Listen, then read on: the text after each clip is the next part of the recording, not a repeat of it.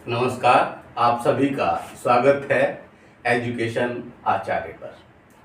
और आज हम बात करने जा रहे हैं अपराजिता के बारे में। अपराजिता एक वल्लरी है, एक लता है, एक बेल है और इसमें दो तरह के फूल आया करते हैं। एक सफ़ेद रंग का फूल आता है और जो दूसरे प्रकार की लता होती है इसी अपराजिता की ही, उस पर नीले रंग का फूल आता है। अपराजिता का नाम हिंदी व बंगाली में लोकप्रिय है।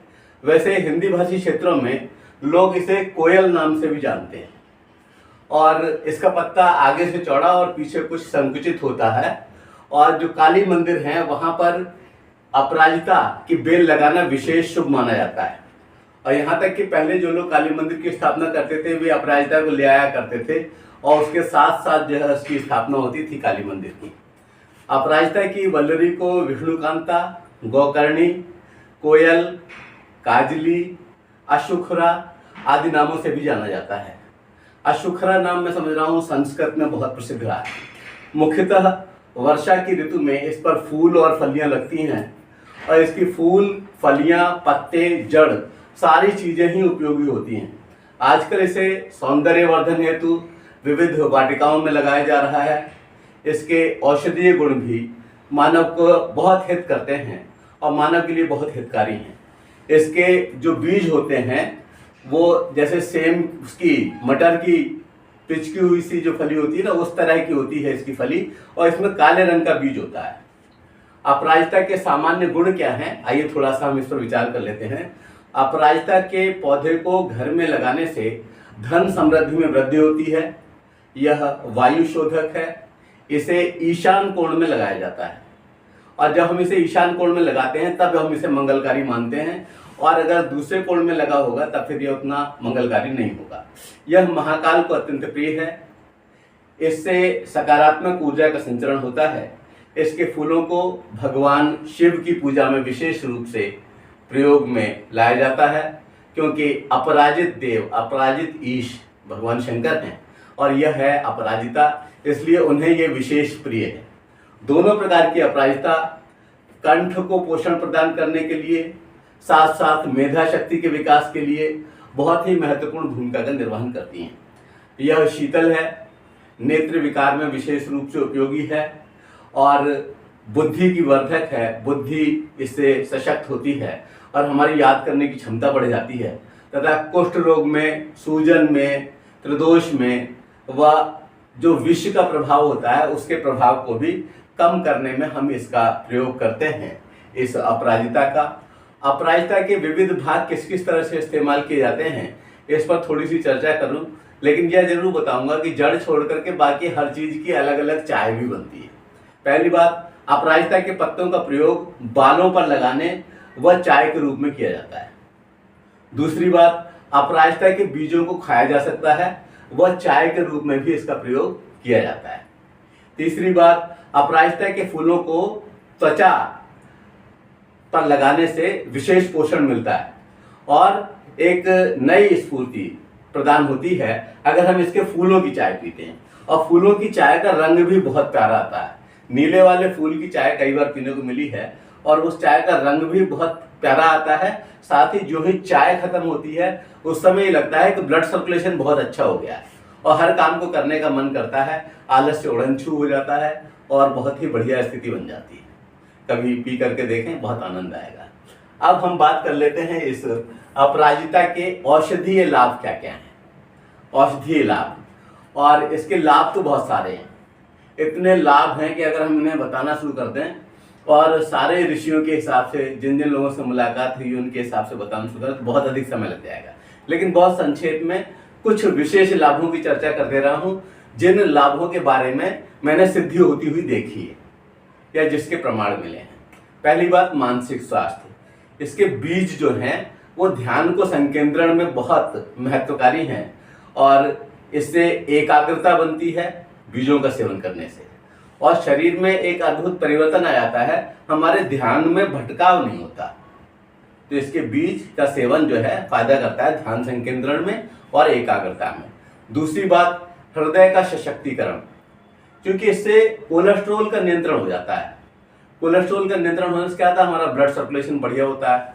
जब ब्लड सर्कुलेशन अच्छा चल रहा होता है तो हृदय संबंधी विकार नहीं होते। तो कोलेस्ट्रॉल को कंट्रोल करने के लिए ये एक बहुत ही प्यारी औषधि है। अगली बात, पाचन में सहायक। इसके बीज अगर हमारे पेट में होंगे तो पेट में जलन नहीं होगी। और जो अपच हो जाता है ना, अपच में भी अगर हम इसके बीज का सेवन कर लें तो वो फायदेमंद है। साथ साथ इसका एक और नाम भी है जिसे उदर मित्र कहते हैं बहुत सारे लोग, कि ये पेट का मित्र है। तो पेट संबंधी या पाचन संबंधी जो बातें हैं उनमें भी सहायक होता है। अगली बात, प्रतिरोधी क्षमता वृद्धि। शरीर की जो रेजिस्टेंस पावर है, जो इम्यूनिटी है, उसमें वृद्धि हो जाती है। और जब उसमें वृद्धि हो जाती है तो आप समझिए कि सारे विकारों से लड़ने की क्षमता बढ़ जाती है। जब सारे विकारों से लड़ने की क्षमता बढ़ जाती है तब अपने आप ही शरीर चैतन्य होता है और ज़्यादा सजग हो जाता है। हम ज़्यादा कॉन्शियस हो जाते हैं और हमेशा सजगता बनी रहती है जब हम इसका सेवन करते हैं। अगली बात, त्वचा के लिए इसके फूलों का बहुत महत्व है। इसके फूल जो है एंटीऑक्सीडेंट के गुण से युक्त होते हैं और चेहरे पर चमक लाते हैं। चेहरा और कहना चाहिए जो स्किन है हमारी, स्किन स्वस्थ हो जाती है और वह स्वस्थ स्किन मालूम पड़ती है कि हाँ ये स्वस्थ हुई है। और जो किसी तरह की सूजन वगैरह होती है उस सूजन में कमी लाने में भी ये बहुत सहायक है। अगली बात, जो केश वृद्धि, जिन लोगों के बाल झड़ रहे होते हैं और जिन लोगों के बाल बढ़ नहीं रहे होते हैं, दोनों के लिए बहुत उपयोगी है। इसके पत्ते केश वृद्धि व इनको झड़ने से रोकने में बहुत मददगार है। इसको हम पीस करके और सिर पर लगा लें तो इससे होता यह है कि इससे एक तो हमारे जो बालों में चमक आती है वो स्पेशल चमक आ जाती है और ये लगता है कि अब बाल अधिक सशक्त होते जा रहे हैं। साथ साथ जिन लोगों के बाल झड़ते हैं अगर वो लोग इसका प्रयोग करेंगे तो इसका आश्चर्यजनक परिणाम पाएंगे। अब मैं कुछ विशेष व्याधियों का नाम लेकर के बता दे रहा हूं कि इन व्याधियों में इसका प्रयोग आवश्यक है, क्योंकि उन व्याधियों में इसको सिद्ध होते हुए देखा गया है। जैसे किसी को सिर दर्द हो तो इसकी फली की 10 बूंदें उसकी नाक में टपका दो तो उसका सिर दर्द गायब हो जाएगा। ऐसे ही अगर मानो सुबह का समय हो, खाली पेट है, तब तो आप इसके जड़ का जो है रस निकाल करके और वह भी अगर हम नस से करा दें उसका भी, तो उससे भी फायदा हो जाता है और सिर दर्द खत्म हो जाता है। जो लोग कहते हैं ना आधी सीसी का दर्द है, आधी सिर का दर्द है, वो सारा दर्द इससे खत्म हो जाता है। एक और बात जो इसका बहुत विशेष गुण है वह यह है कि कुक्कुर खांसी बहुत कष्टदायक होती है बच्चों के लिए, और उससे बचाने के लिए इसकी जड़ को अगर हम मिश्री में मिला करके उसका शरबत बना लें और उसे बच्चे को चटाएं तो इससे बहुत लाभ होता है, कुक्कुर खांसी ठीक हो जाती है।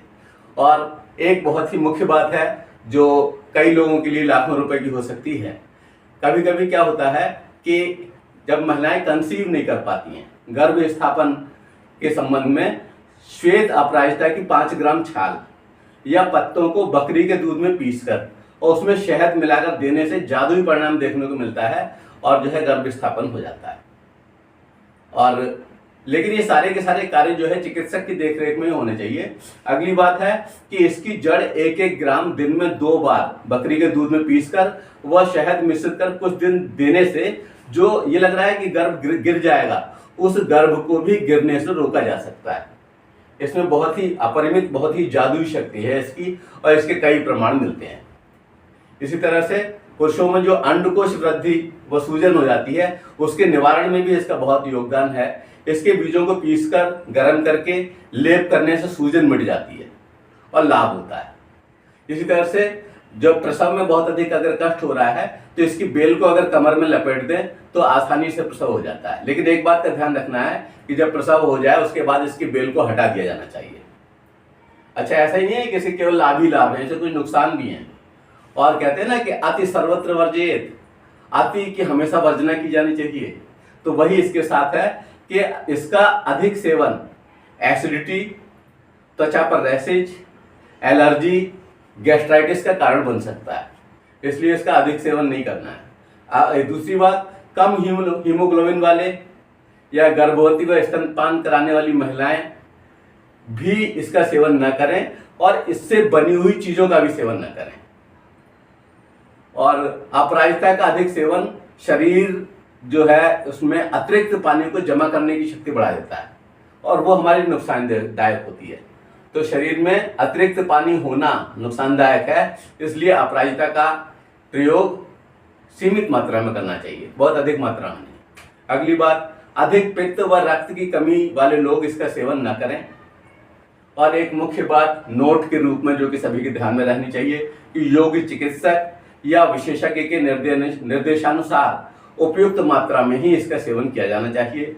जो हमारे आयुर्वेदाचार्य हैं जिन्होंने इस संबंध में पढ़ रखा है, उन लोगों से पता कर लेना ज़्यादा अच्छा है और उन लोगों की देखरेख में ही इसका सेवन किया जाना चाहिए। आपने अभी अपराजिता के बारे में जाना। अपराजिता सहज रूप से आपको उपलब्ध है और आप अपने घरों पर लगा सकते हैं। घरों पर घर के दरवाजे के दाहिनी ओर लगाना भी कुछ लोग इसे शुभ मानते हैं। तो आप सबने इसको ध्यान से सुना, आपका बहुत बहुत धन्यवाद। जय हिंद, जय भारत।